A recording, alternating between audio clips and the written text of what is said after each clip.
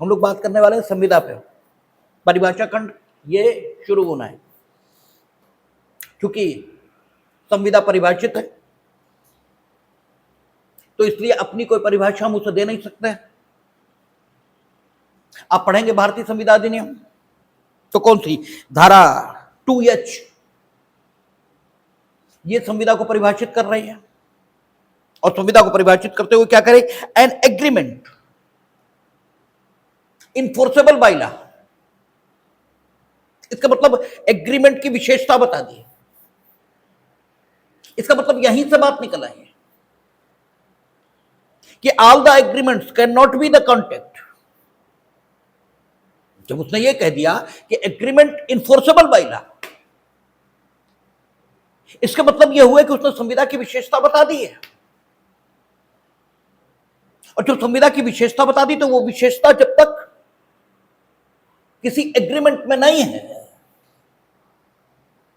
तो संविदा हो कैसे सकती है। संविदा हिंदी का शब्द है, कॉन्ट्रैक्ट अंग्रेजी का शब्द है, एग्रीमेंट अंग्रेजी का शब्द है, करार हिंदी का शब्द है। तो कहता an agreement enforceable by law, meaning thereby initially all the contracts और एग्रीमेंट। जब उसने ये कहा कि संविदा क्या है, करार जो विदिता प्रवर्तनीय है, इसका मतलब संविदा की बात करना चाहते हैं आप, तो फर्स्ट ऑफ ऑल करार की बात तो करनी ही होगी। एग्रीमेंट प्रथम सीढ़ी है। जब तक एग्रीमेंट निर्मित नहीं होता, तब तक संविदा निर्मित होगी यह संभव नहीं है। ठीक है, क्योंकि वो तो पहली सीढ़ी है, एग्रीमेंट इनफोर्सेबल बाय लॉ। और इसीलिए आपसे एलएलबी से लेकर और सभी परीक्षाओं में टिप्पणी करने को कहा जाता है कि प्रत्येक संविदा अंततः करार है, किंतु प्रत्येक करार संविदा हो यह बिल्कुल जरूरी नहीं है। ठीक है ना, प्रत्येक करार को संविदा माना जाए ये जरूरी नहीं है। कारण यह है कि करार संविदा तभी बनेगा जब उसमें एक अन्य विशेषता विधि द्वारा प्रवर्तन की पाली जाए। विधि द्वारा प्रवर्तन, प्रवर्तन का मतलब क्या हुआ कि करार जो कुछ करने के लिए किया गया है, यदि उसको करार के पक्षकार ये नहीं करते हैं, तो विधि की प्रक्रिया से, कानून की प्रक्रिया से वो व्यक्ति जो उस करार का पक्षकार है, उस करार में अपने भाग का पालन न करने वाले पक्षकार से वो करवा ले जो करार में उसके द्वारा किया जाना अपेक्षित था। ठीक है ना, विधि से प्रवर्तन का तात्पर्य यही होता है। Meaning thereby, if you are not ready to perform your duty under a contract, then other party of the contract may get performed your duty through the process of law। न्यायालय में मुकदमा दायर करे और न्यायालय अपनी प्रक्रिया से यदि आपको विवश कर देता है कि आप करार में जो कुछ कहा गया है आपके द्वारा उसे करें, तो यह करार विधि की प्रक्रिया से प्रवर्तनीय है, यह माना जाएगा। और तभी यह करार संविदा कहलाएगा। अदरवाइज ये करार तो हो सकता है, लेकिन ये संविदा कभी नहीं बनेगा। जैसे आप भारत के नागरिक मात्र इतने से ही आप मतदाता नहीं हो सकते। मतदाता होने के लिए आपको उन अहर्ताओं को धारण करना आवश्यक है जो जन प्रतिनिधित्व अधिनियम में एक मतदाता के लिए विहित की गई है। ठीक है, एक मतदाता के लिए प्रिस्क्राइब की गई है। मीनिंग देयर बाय उनमें से मोस्ट पॉपुलर तो यह है कि you must complete the age of 18 year. ये भारत के संविधान में भी लिखा है, मेरा ख्याल है अनुच्छेद 326 उसमें लिखा होगा। 324 में भी हो सकता है, लेकिन 326 इसी में शायद है। और आप तो ये प्री में पूछते भी हैं कि the voter must complete the age of 18 years at where it has been write down. ठीक है ना, तो उसमें कॉन्स्टिट्यूशन ऑफ इंडिया अनुच्छेद 326 ये भी माना जाएगा। तो सिर्फ भारत का नागरिक होना पर्याप्त नहीं है। नागरिक तो आप जन्म के साथ हो गए। जो बच्चा भारत में जन्मा है, जन्म लेते ही वो भारत का नागरिक है। उसके लिए उसे कुछ और नहीं करना है। तो ऐसे ही अगर करार ये किया गया है पक्षकारों के द्वारा, एग्रीमेंट हुआ है पक्षकारों में, तो वो संविदा बने, इसके लिए जरूरी है कि पक्षकार करार ऐसे कार्य को करने को या ऐसे कार्य को करने के बारे में करें जिसे करने की कानून अनुमति देता हो। ठीक है ना, अगर पक्षकारों ने कुछ ऐसे करने का करार कर लिया जिसे करने की अनुमति कानून नहीं देता, तो उस करार के पक्षकार स्वेच्छा से उस करार की शर्तों का पालन करें तो भले ही करें, और यदि उस करार की शर्तों का पालन करेंगे तो हो सकता कानून उन्हें दंड भी दे, ये भी संभव है। ठीक है, लेकिन अगर उस करार में जो दो पक्षकार हैं उनमें से कोई भी अपने भाग का पालन नहीं करेगा, तो आप मीनिंग देयर बाय करार का अन्य पक्षकार उसे विधि की प्रक्रिया से या विधि की ताकत से लागू नहीं करा पाएगा, और तब वो मियर एग्रीमेंट कहलाएगा, वो सिर्फ करार कहलाएगा, क्योंकि उसमें विधि द्वारा प्रवर्तनीय होने की विशिष्टि, विधि द्वारा प्रवर्तनीय होने की विशेषता ये मिल ही नहीं रही है। इसलिए उसे संविदा नहीं कहा जा सकता, क्योंकि भारतीय संविदा अधिनियम स्वयं परिभाषित कर रहा है कि करार जो विधि द्वारा प्रवर्तनीय है। Not all the contracts, sorry not all the agreements, only those agreements. हालांकि ओनली शब्द नहीं लिखा है, ओनली शब्द प्रयोग नहीं किया है 2H में, लेकिन ओनली शब्द इनहेरेंट है। जो कुछ प्रयुक्त हुआ है उसका तात्पर्य और उसका अर्थ ऐसे ही निकलता है। ठीक है ना, कि करार जो विधिता प्रवर्तनीय है केवल वो संविदा है, अदरवाइज वो सिर्फ करार है। और अगर वो सिर्फ करार है तो इस स्थिति को हम ऐसे भी अभिव्यक्त कर सकते हैं कि प्रत्येक संविदा अंततः करार है। ठीक है, अंततः करार है, किंतु प्रत्येक करार संविदा हो ये जरूरी नहीं है। ठीक है ना, करार सिर्फ करार रह सकता है। जैसे कहते हैं ना, बोले गुस्सा करना आदमी का स्वभाव है। बिल्कुल ठीक, आदमी का स्वभाव गुस्सा करना है, लेकिन यह बात बड़ी इनिशियल है। जिस दिन आदमी पैदा होता है उस दिन वो सद्गुणों दुर्गुणों के साथ पैदा होता है। उस दिन गुस्सा करना उसका स्वभाव है। लेकिन जिस दिन उसमें आदमियत पूर्ण रूपेण फलित होती है, ठीक है, उस दिन उसकी गुस्सा करुणा में बदल जाती है। ऐसे लोग हुए हैं जिन्होंने अपनी गुस्सा को करुणा में बदल लिया, ठीक है, और जब उनकी गुस्सा करुणा में बदल गई तो गुस्सा रही कहां, ठीक है ना। तो आदमी का स्वभाव लोभ करना है, आदमी का स्वभाव चोरी करना है, आदमी का स्वभाव मोह करना है।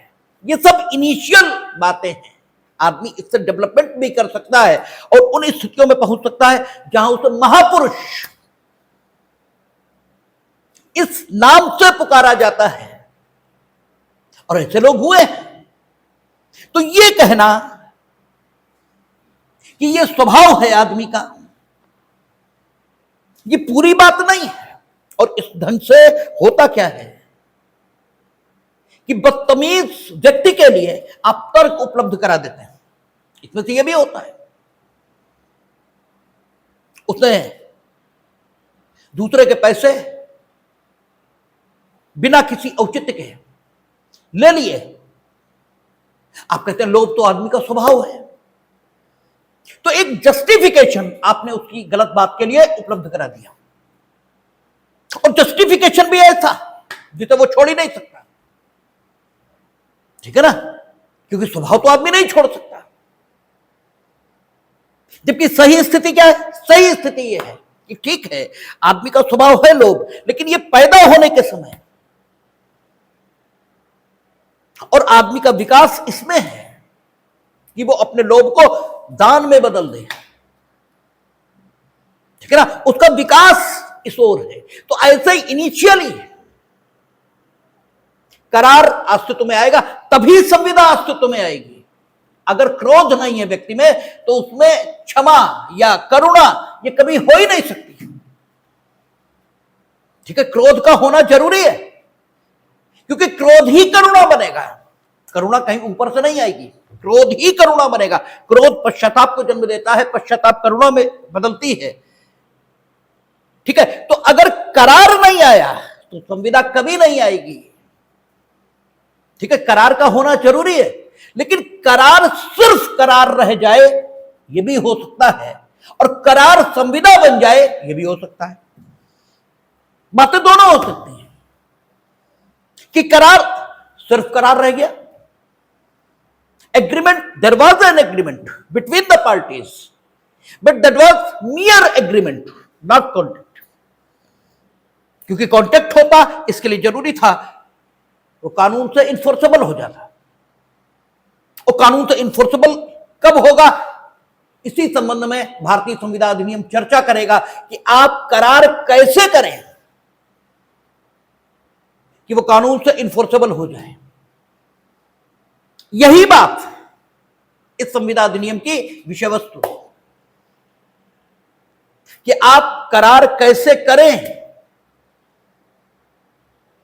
कि वो करार विदिता प्रवर्तनीय होकर संविदा में बदले, अदरवाइज सिर्फ करार रहेगा। अच्छा, फिर अब सवाल है करार क्या है? फिर अगला शब्द पैदा होता है, भाई ठीक है, मान लिया प्रत्येक संविदा करार है, अंततः यानी करार का ही विकास, करार का ही डेवलपमेंट ये कॉन्टेक्ट में होगा। ये सही हो गई बात। ये हो सकता है कि करार सिर्फ करार रह जाए, संविदा तक न जाए, लेकिन करार संविदा तक जा भी सकता है। तो अगर कोई संविदा है, अर्थात कोई करार है जो संविदा तक पहुंचा है, ठीक है, जो संविदा तक पहुंचा है, तो इसका मतलब प्रथमतः तो करार ही किया गया होगा। तो करार किया गया, इसका क्या मतलब हुआ? तो करार के बारे में डेफिनेशन देता है वो, करार की भी डेफिनेशन दे रहा है। करार को डिफाइन करते हुए वो 2E में बात कर रहा है। कह रहा है कि हर एक वचन और वचनों का ऐसा संवर्ग जो एक दूसरे के लिए प्रतिफल, करार। अब उसने करार को डिफाइन कर दिया। उसने कहा हर एक वचन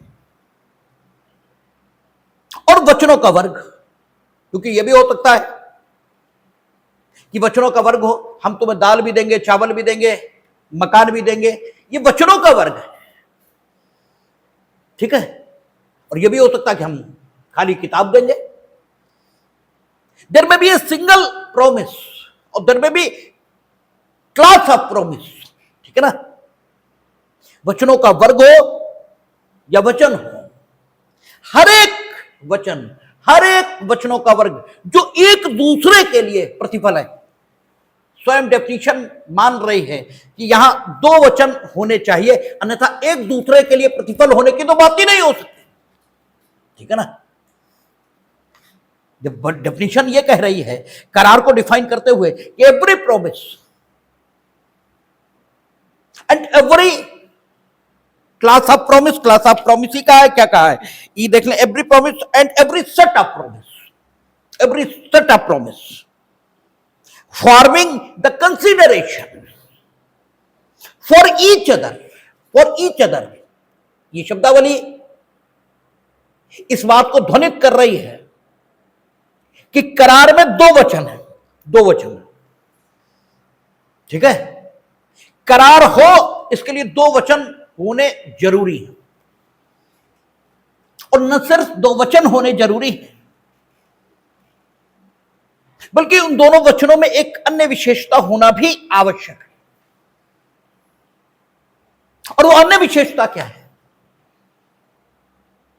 कि वो दोनों एक दूसरे के लिए कंसीडरेशन हो, प्रतिफल हो।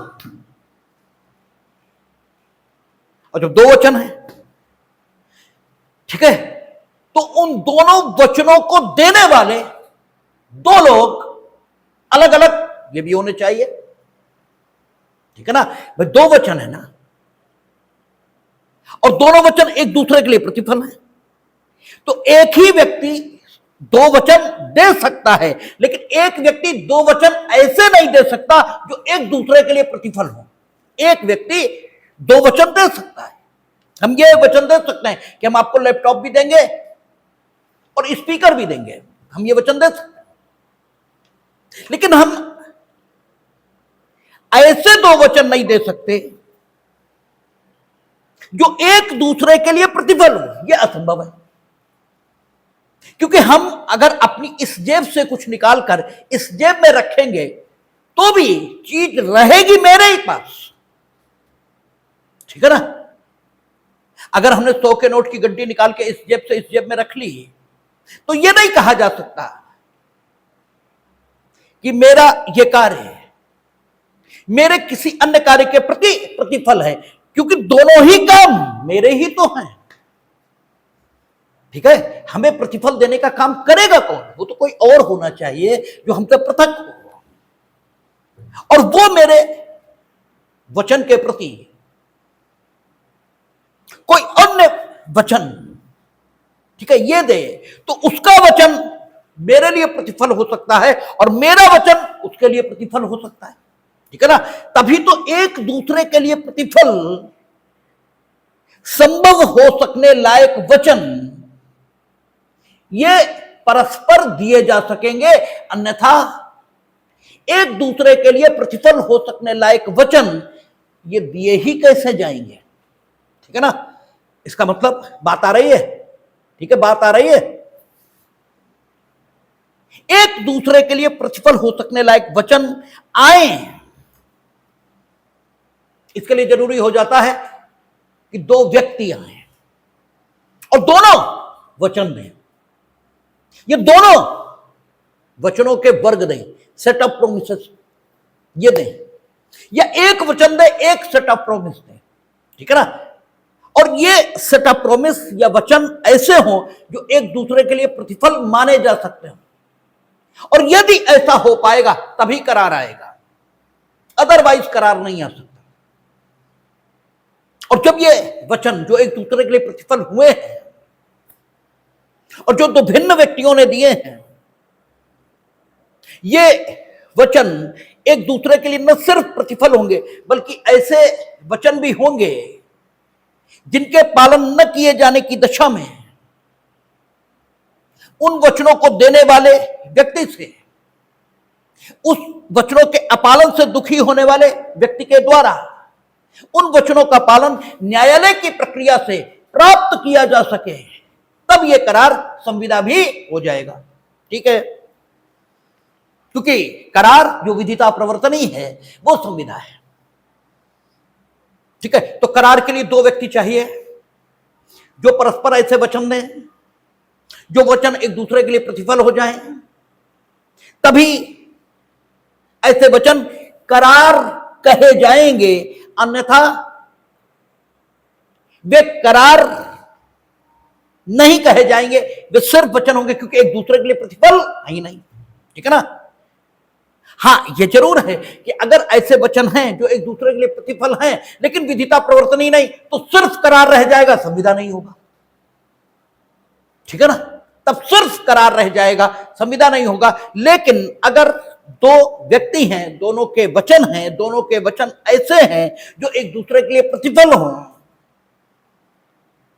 तो न सिर्फ ये वचन करार को जन्म दे देंगे बल्कि इनके विधि के द्वारा प्रवर्तनीय होने की विशेषता से विशेषित होने के कारण यह करार संविदा में परिवर्तित यह भी हो जाएगा। ठीक है ना। तो करार अंततः वचन है, यह वचनों के वर्ग हैं जो एक दूसरे के लिए प्रतिफल है। यह उन वचनों की विशेषता है। ठीक है, हमने कहा हम तुम्हें लैपटॉप देंगे और तुमने कहा कि ठीक है हमारे घर आना, हम तुम्हें मिठाई खिलाएंगे। वचन है, वचन है, दो वचन है, लेकिन यह वचन एक दूसरे के लिए प्रतिफल नहीं है। एक वचन आपने दिया, एक वचन हमने दिया, लेकिन ये दोनों एक दूसरे के लिए प्रतिफल नहीं है। एक दूसरे के लिए प्रतिफल तब होते जब हम कहते कि अगर तुम मिठाई खिलाओगी तो हम तुम्हें लैपटॉप देंगे, और तुम कहती यस हम मिठाई खिलाएंगे, आप हमें लैपटॉप दे दो। ठीक है, तब मेरा लैपटॉप देने का वचन तुम्हारे लिए प्रतिफल होता और तुम्हारा मिठाई खिलाने का वचन मेरे लिए प्रतिफल होता। तब ये वचनों का ऐसा वर्ग है जो एक दूसरे के लिए प्रतिफल है, और अब ये करार इसमें जन्म ले रहा है। अब ये करार जन्म ले रहा, ये करार संविदा बनेगा नहीं बनेगा देखेंगे आगे। ये बन भी सकता है, अगर लॉ द्वारा इन्फोर्सेबल होगा, अगर विधि द्वारा प्रवर्तनीय होगा तो ये करार संविदा बन जाएगा। और फिर अगर हम लैपटॉप नहीं देंगे तो आप न्यायालय में मुकदमा लाकर हमें लैपटॉप देने को भी वश कर सकती हैं। ठीक है, लेकिन तब जब आप अपने वचन का पालन करने को तैयार हो, अर्थात मिठाई खिलाने को तैयार हो, और अगर आप तैयार नहीं है तो हम कर सकते हैं, क्योंकि वो विधिता प्रवर्तनीय है। तो करार वचन या वचनों का ऐसा संवर्ग है जो एक दूसरे के लिए प्रतिफल है। यानी दो लोग होने चाहिए, दो लोग होने चाहिए जो दो वचन दें, न सिर्फ दो वचन दें बल्कि एक दूसरे के लिए प्रतिफल हो सकने लायक दो वचन दें। तो ये दो वचन देने वाले लोग ये कौन है? इनमें से एक, ठीक है, कौन होगा? प्रस्थापक। ठीक है, जिसे वचनदाता कहा जाएगा, जिसे वचनदाता कहा जाएगा, उसको मत देखिए बेर को। और दूसरा वचन देने वाला कौन होगा? उसे वचन ग्रहीता कहा जाएगा। ये दो व्यक्ति आएंगे और ये ऐसे वचन देंगे जो एक दूसरे के लिए प्रतिफल हो सके। छोड़िए इस बात को, सिर्फ बेर के आधार पर बढ़ना चाहिए आगे। कानून में सबसे ठीक बात यही है। उसका वचन या वचनों का ऐसा संवर्ग जो एक दूसरे के लिए प्रतिफल हो, तो सवाल है वचन कैसे आएगा? ठीक है ना, वचन या वचनों का ऐसा संवर्ग जो एक दूसरे के लिए प्रतिफल हो, करार है। ठीक है, तो वचन कैसे आता है यह देखना पड़ेगा। तो आप जब देखेंगे सेक्शन 2B, ठीक है, प्रतिग्रहण, इसकी परिभाषा तो पूरी नहीं पढ़नी है अभी फिलहाल। क्या कहता है?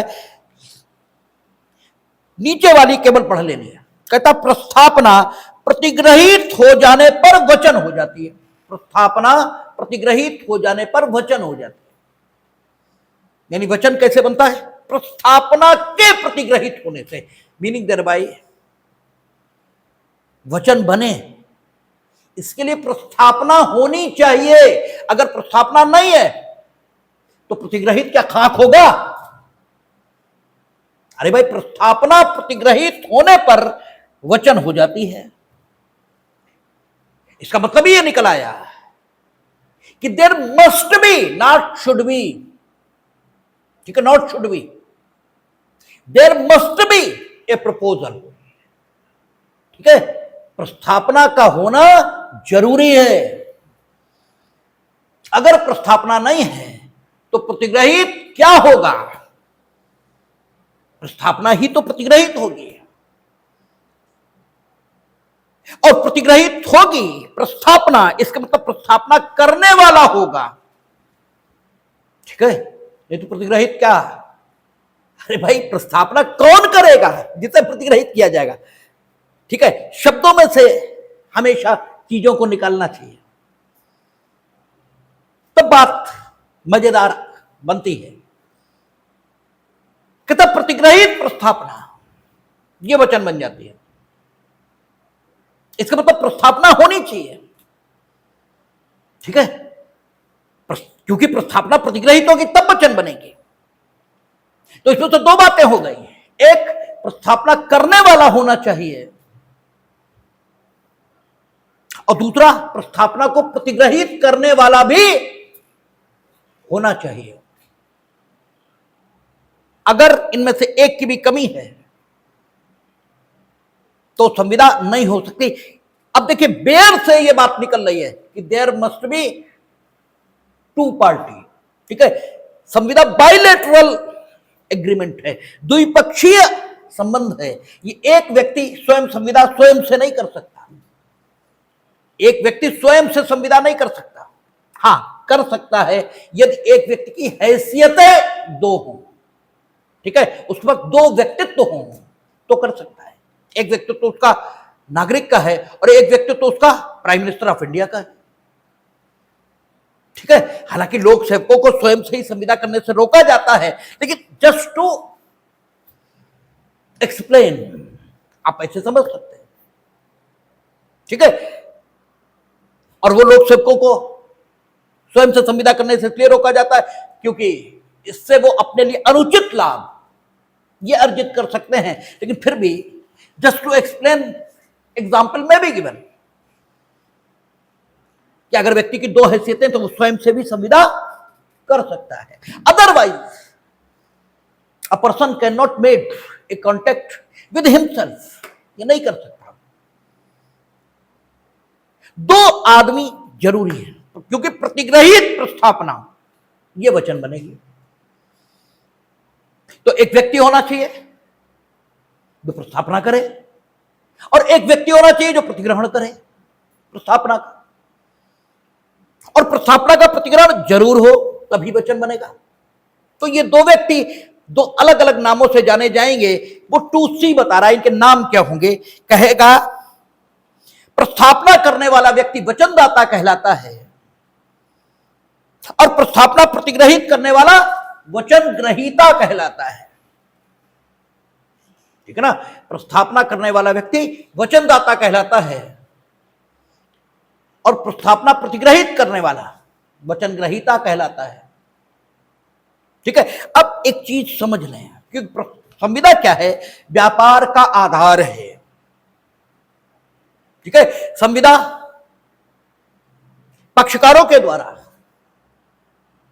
परस्पर लाभ के लिए ही की जाती है। संविदा का जो इसेंस है, उसका जो मूल तत्व है, वो दोनों पक्षों के लिए लाभ को सुरक्षित कर देना ही है। तो प्रस्थापना में डेफिनेटली कुछ शर्तें लगी होंगी। ठीक है ना, फ्री में प्रस्थापना नहीं हुई होगी। ठीक है ना, और प्रस्थापना का प्रतिग्रहण, ये कहा ये नहीं कहा कि प्रस्थापना के भाग का प्रतिग्रहण, ये नहीं कहा, प्रस्थापना का प्रतिग्रहण। ठीक है ना, आगे आएगा प्रस्थापना का प्रतिग्रहण कैसा होना चाहिए।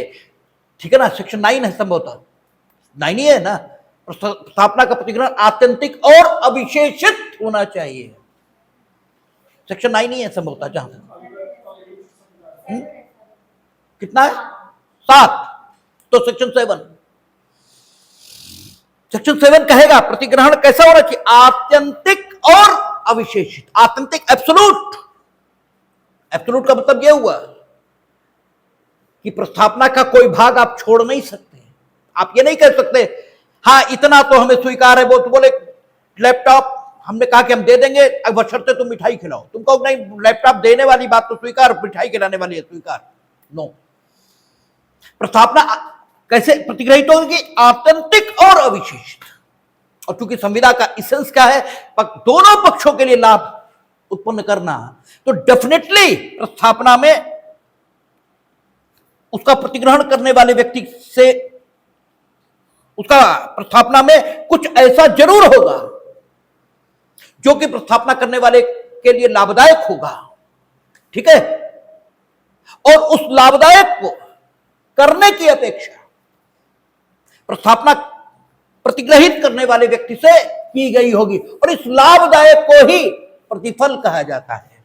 ठीक है ना, इसी लाभदायक को प्रतिफल कहेंगे, क्योंकि संविदा का इसेंस यही है कि वो दोनों पक्षकारों के लिए लाभदायक होनी चाहिए। ठीक है, तो प्रस्थापना का प्रतिग्रहण, तो जैसे ही प्रस्थापना का प्रतिग्रहण होगा तो एक सामान्य सेंस यही है कि दो वचन आएंगे।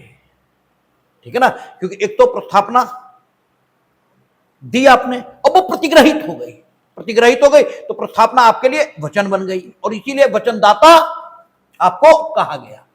ठीक है ना, इसीलिए आपको वचनदाता कहा।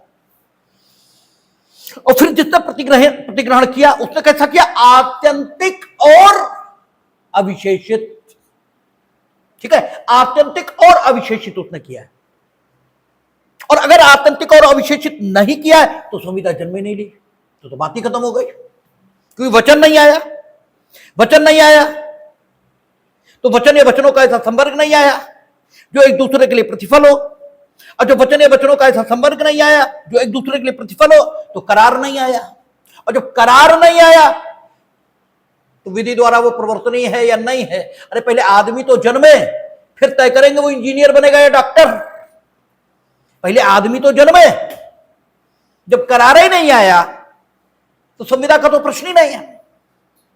ठीक है ना,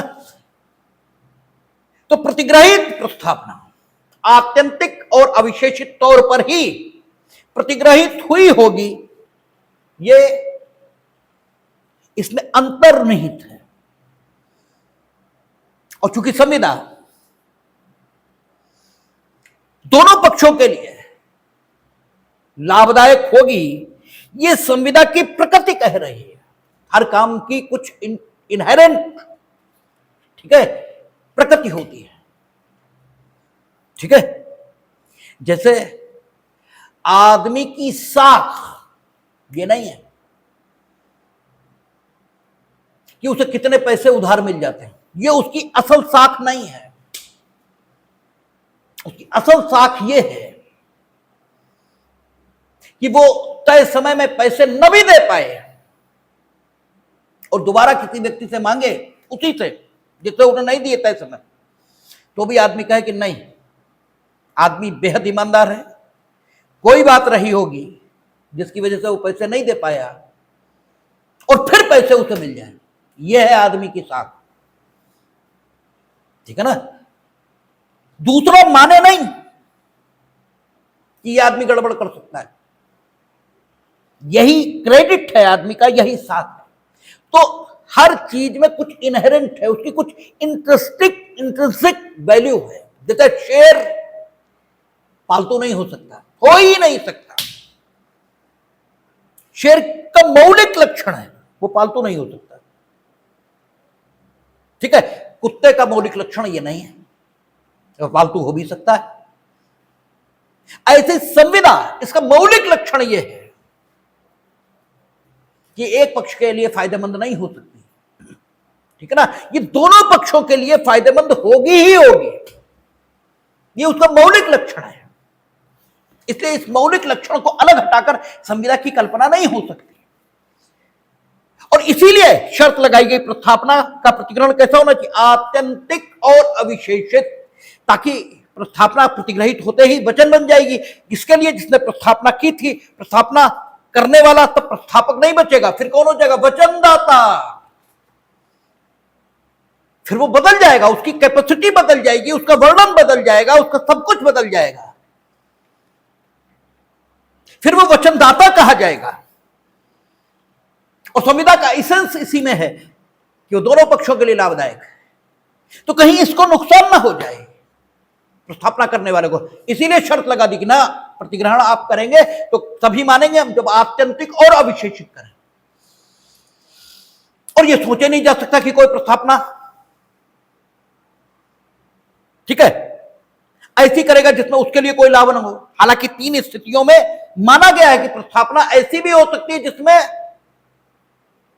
प्रस्थापक के लिए कोई लाभ न हो, लेकिन वो 3 एक्सेप्शनल सिचुएशन है जो कहां वर्णित की गई, धारा 25 इंडियन कॉन्ट्रैक्ट एक्ट।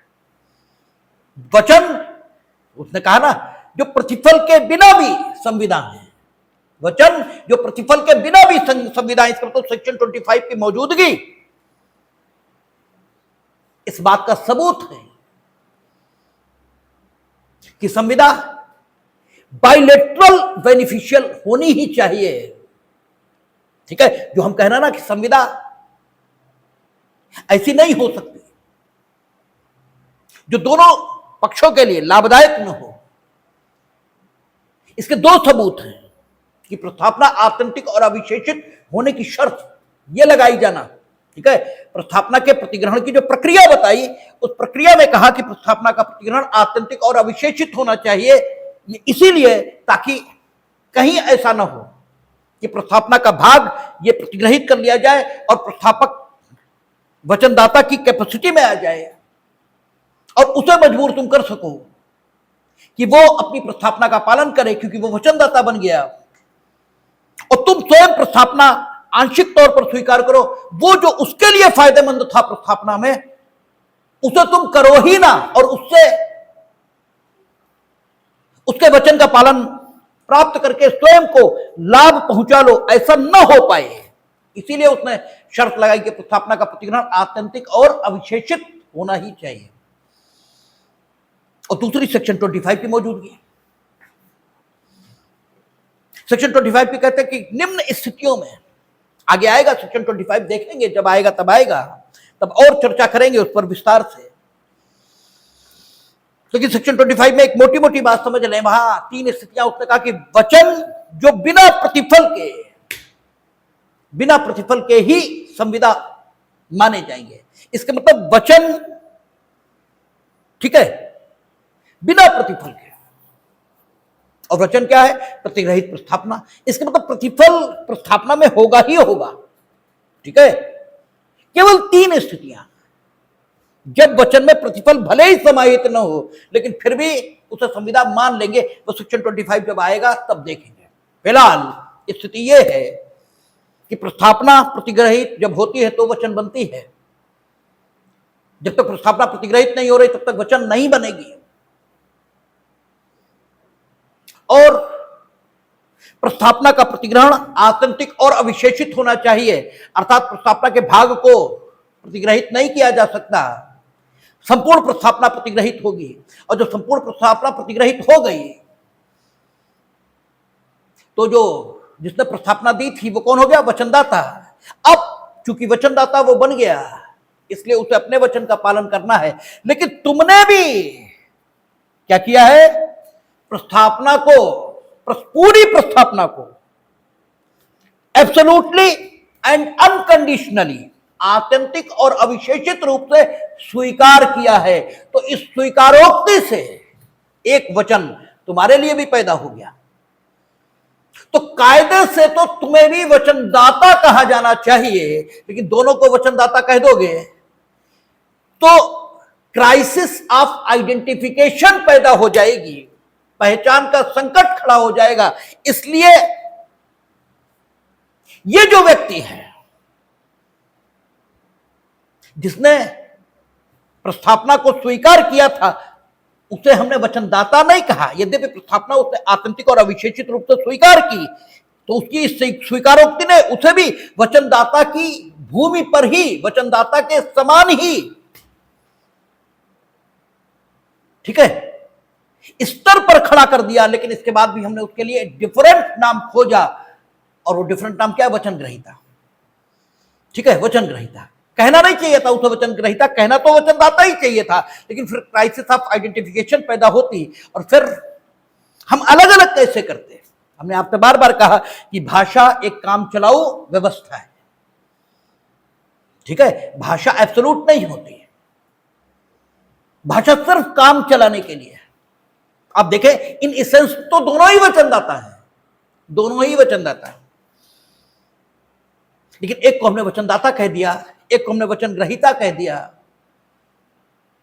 एक वचन वचन ग्रहीता की ओर से भी है, और वो क्या है कि प्रस्थापना उसने आत्यंतिक और अविशेषित रूप से स्वीकार की है। प्रस्थापना क्या है, अभी हमने ये बात नहीं की है, इसलिए थोड़ी दिक्कत हो सकती है, लेकिन धीमे धीमे धीमे धीमे आएंगे वही। तो उसने प्रस्थापना को प्रतिग्रहित किया है आत्यंतिक और अविशेषित तौर पर। तो एक वचन तो इसकी ओर से भी आ गया जो इसकी स्वीकारोक्ति से उत्पन्न हुआ है, प्रस्थापना की स्वीकारोक्ति से, और एक वचन आया है प्रस्थापना के दिए जाने से, ठीक है, और उधर चूंकि प्रतिग्रहित हो गई, इसलिए एक वचन वचनदाता के लिए आ गया और एक वचन वचन ग्रहीता की ओर से आ गया, और ये वचन परस्पर कैसे हैं? एक दूसरे के लिए प्रतिफल, एक दूसरे के लिए प्रतिफल। यदि नहीं है तो भी संविदा गठन नहीं है, ठीक है, लेकिन यदि है तो अब करार का गठन हो गया, क्योंकि तो करार क्या हुआ? अंततः वचन हुआ, अंततः वचन हुआ।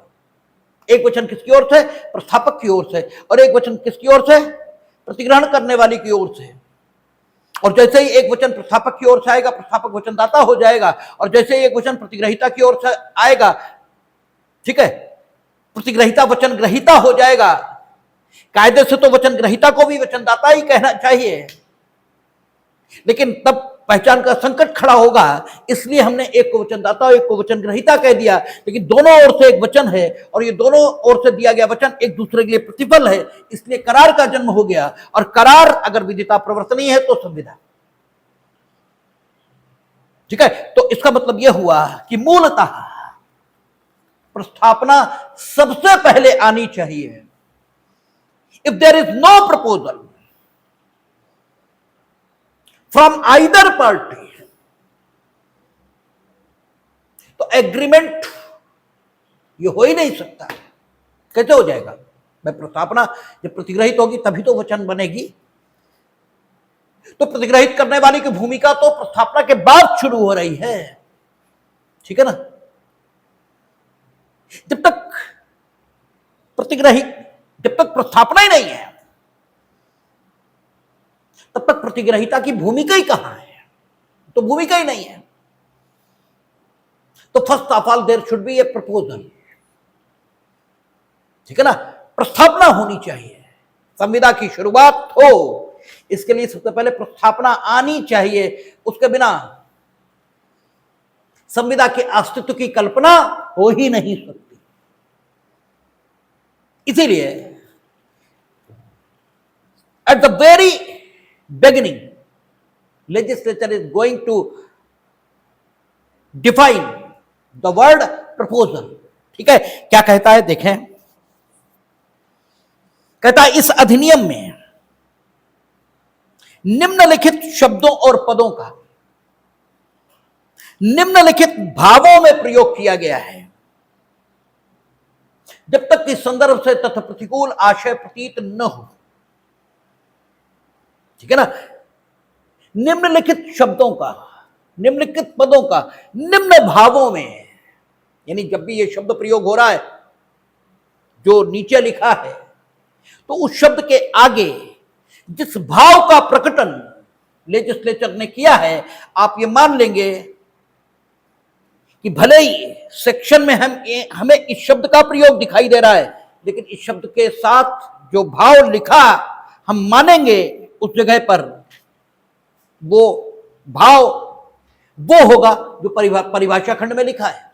जैसे हमने कहा ना कि आप चेक पर साइन कर देते हैं, चेक पर साइन कर देते हैं, आप क्या करते हैं, चेक पे पीछे बैंक वाले कहते हैं साइन करिए, आपने साइन कर दिया, तो हस्ताक्षर आपने किए हैं, लेकिन नेगोशिएबल इंस्ट्रूमेंट एक्ट की भाषा में आपने निरंक पृष्ठांकन किया है, इंडोर्समेंट इन ब्लैंक किया है, इंडोर्समेंट इन ब्लैंक किया है। और इंडोर्समेंट इन ब्लैंक का नेगोशिएबल इंस्ट्रूमेंट एक्ट की भाषा में प्रभाव क्या होगा? प्रभाव यह होगा कि मानो आपने वहां पर यह शब्द लिख दिए हैं कि इस परक्राम में लिखत में, इस नेगोशिएबल इंस्ट्रूमेंट में उल्लिखित धनराशि उस व्यक्ति को दे दी जाए जो इस परक्राम में लिखत का धारक है। ठीक है ना? तो आपके द्वारा परक्राम में लिखत के पृष्ठभाग पर किए गए हस्ताक्षर इस भाव को प्रकट करते हैं, इस भाव को प्रकट करते हैं, आपके इस मनोभाव को प्रकट करते हैं कि नेगोशिएबल इंस्ट्रूमेंट में उल्लिखित धनराशि उसके धारक को दे दी जाए। वही लेजिस्लेचर यहां कह रहे हैं कि जब भी इन शब्दों और पदों का जो नीचे लिखे जा रहे हैं भारतीय संविधान अधिनियम की धाराओं में प्रयोग हो जाए, तो आप इस भाव को ग्रहण करेंगे, इस भाव को ग्रहण करेंगे जो भाव परिभाषा खंड में विधायिका ने उन शब्दों को दिया है, आप उसी भाव को ग्रहण करेंगे। और ऐसा क्यों करेंगे? क्योंकि विधायिका ने स्वयं लिख दिया कि इस अधिनियम में निम्नलिखित शब्दों और पदों का निम्नलिखित भावों में प्रयोग किया गया है, वो तो स्वयं बता दिया, इसलिए आप फिर उसी भाव को लेंगे, उसे डिफरेंट भाव को आप नहीं दे सकते। तो जब इस संविधान अधिनियम में प्रस्थापना शब्द का प्रयोग होगा तो आप किस भाव को ग्रहण करें, आप प्रस्थापना से क्या मतलब निकालें,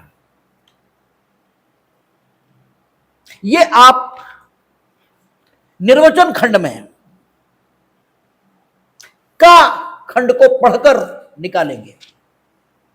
का खंड जिस मनोभाव को निकालने की अपेक्षा आपसे कर रहा है, जिस मनोभाव को धारण करने की, जिस मनोभाव को समझने की अपेक्षा प्रस्थापना शब्द से कर रहा है, वो मनोभाव यहां का खंड में लिखा गया। उसने कहा कि जबकि एक व्यक्ति किसी बात को, अब देखिए यहां भी उसने एक व्यक्ति कहा, क्या कहता है? जबकि एक व्यक्ति किसी बात को करने या करने से प्रवृत्त रहने की अपनी रजामंदी किसी अन्य को, इसका मतलब दो व्यक्ति तो हो ही गए। अगर एक ही व्यक्ति दो व्यक्तित्व रखता है, ठीक है, एक ही व्यक्ति दो व्यक्तित्व रखता है, जैसे नरेंद्र मोदी भी हैं और प्राइम मिनिस्टर ऑफ इंडिया भी हैं, तो दो व्यक्ति माने जाएंगे क्योंकि व्यक्तित्व दो हो गए। ठीक है ना? लेकिन दो व्यक्तित्वों का होना आवश्यक है संविदा होने के लिए, क्योंकि एक व्यक्ति दूसरे को ही प्रस्थापना करेगा, ऐसी अपेक्षा प्रस्थापना की परिभाषा करते समय विधायिका ने अपेक्षित की है, और उसकी यह अपेक्षा इन शब्दों से प्रकट हो रही है कि वो कहता है कि जबकि एक व्यक्ति किसी बात को करने या करने से प्रवृत्त रहने की अपनी रजामंदी किसी अन्य को इस दृष्टि से संज्ञापित करता है कि ऐसे कार्य या प्रवृत्ति के प्रति उस अन्य की अनुमति अभिप्राप्त कर ले, तो वह प्रस्थापना करता है। ठीक है? आप अपने कुछ करने की, ये करने से प्रवृत्त रहने की रजामंदी, रजामंदी शब्द का प्रयोग है। इसका मतलब यह निकल आया कि if you are bound to do something for someone and you are saying, you are giving a proposal to that one, that I am ready to do that, ठीक है ना, which I am bound to do towards you at a particular place or at a particular date, and he has given his consent, ठीक है ना, towards your proposal, then there is no agreement, कोई agreement नहीं, ठीक है ना, क्योंकि उसने कहा किसी कार्य को करने की या करने से प्रवृत्त रहने की रजामंदी, रजामंदी, और रजामंदी का मतलब ही यह हुआ कि जो प्रस्थापना कर रहा है वो स्वतंत्र रूप से कर रहा है, ठीक है। आप अंग्रेजी देखें, कहता when one person signifies to any other his willingness, willingness, ठीक है ना, अपनी इच्छा, और अगर वो किसी काम को करने के लिए विवश है किसी भी कारण से, तो वो स्वैच्छिक ढंग से उस काम को कर रहा है, ये नहीं कहा जा सकता, ठीक है। ये कैसे कहा जा सकता है? जब वो चाहे तो उस काम को करे और चाहे तो ना करे,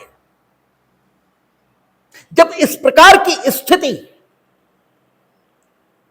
प्रस्थापना करने वाले के साथ है और वो उस कार्य को करने या न करने का निर्णय ले रहा है, और इस निर्णय को आपको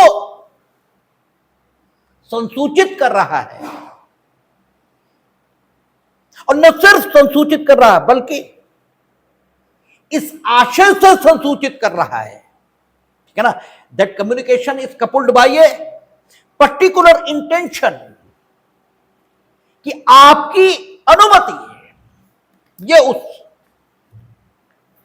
कार्य को न करने के प्रति प्राप्त कर ले, तो उसने आपको प्रस्थापना दी है, ऐसा कहा जाएगा। रजामंदी, विलिंगनेस, अगर वो आपके प्रति कुछ करने को बाध्य पहले से ही है किसी कारण से, वो आपका कर्मचारी है, पहले से ही पैसे ले चुका है आपसे, और वो कह रहा है भाई अमुक दिन हम खाली हैं, आ जाएंगे, हम आ जाएं, काम कर दें, आप कह रहे हो, तो उसने कोई प्रपोजल थोड़ी दिया है, क्योंकि उसने अपनी विलिंगनेस, ठीक है, अपनी रजामंदी काम के प्रति आपकी अनुमति प्राप्त करने के लिए आपको संसूचित नहीं की है, बल्कि उसने अपने कर्तव्य को जो पूर्व में ही उत्पन्न हो चुका है आपके प्रति, उस कर्तव्य से उन्मोचन के लिए उचित समय इसकी जानकारी चाहिए है, ठीक है, अपने द्वारा भेजी गई सूचना के माध्यम से, ठीक है ना। इसे प्रस्ताव नहीं कह सकते। प्रस्ताव का मतलब हुआ कुछ करने या न करने की अपनी रजामंदी, और रजामंदी का मतलब ही आपसे प्री में खूब सवाल किए जाते हैं, खूब प्रॉब्लम बनाई जाती है कि ए बी के प्रति अमुक कार्य करने को बाध्य है, उसने समाचार भिजवाया है कि किस दिन करें, क्या ये नई प्रस्थापना नहीं है, तो रजामंदी कहां है, ठीक है, रजामंदी होनी चाहिए, ठीक है। कहता है जबकि एक व्यक्ति किसी बात को करने या करने से प्रवृत्त रहने की अपनी रजामंदी किसी अन्य को, और ये रजामंदी आप दूसरे को बताएंगे, और बताने का तरीका क्या होगा, कम्युनिकेशन, संज्ञापन, ठीक है, संज्ञापित करेंगे, आप बताएंगे दूसरे को, कम्युनिकेशन। बताना अलग बात है, और कम्युनिकेट करना बिल्कुल अलग बात है। ठीक है, जैसे अगर आप देखेंगे तो जो ज्ञान होता है ये भी दो तरह का होता है।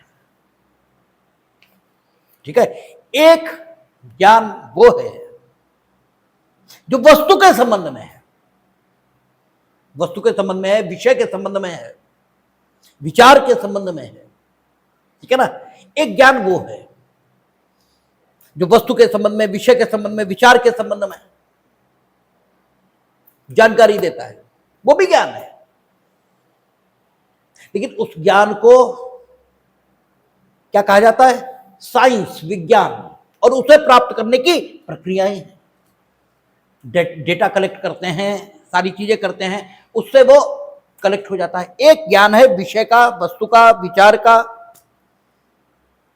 और एक ज्ञान वो है जो उसके संबंध में है, जो ज्ञान प्राप्त करता है। ठीक है ना, एक ज्ञान उसके संबंध में है जो जाना जा सकता है, उसे साइंस कहते हैं, और एक ज्ञान उसके संबंध में है जो जानता है, उसे धर्म कहते हैं।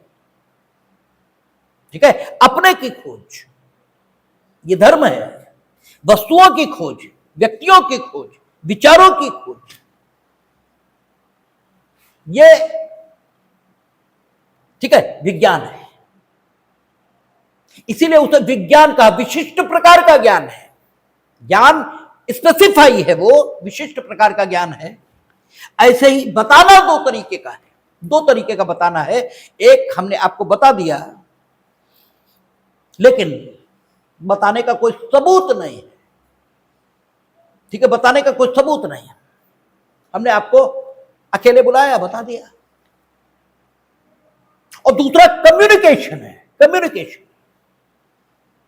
जिसमें हम सिर्फ आपको बताएंगे नहीं, बल्कि ऐसे बताएंगे कि अगर कभी यह साबित करना पड़े कि हमने आपको बताया था, तो हम साबित भी कर सकें। इस प्रक्रिया से